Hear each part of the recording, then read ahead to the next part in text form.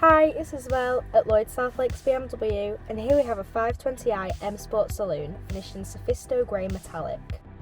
The front headlights and fog lights are LED, giving you more visibility and making you more visible to other traffic when visibility may be low. It has 19-inch light M double-spoke alloy wheels, and the wing mirrors can be electrically folded in when locking the car to protect them from passing traffic or pedestrians, and they'll fold back out when unlocking the car. It has a reverse camera, assisting you with parking and reversing as it gives you extra visibility to use as well as your mirrors.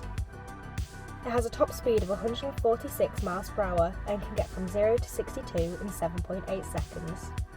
Moving on to the interior, it has the Ivory White Dakota Leather upholstery with front heated sport seats, essential for driving in the winter as the quick heating. If you're interested in learning more about this 520i M Sport Saloon, please get in touch via the details provided, or come and visit us at Lloyd South Lakes BMW.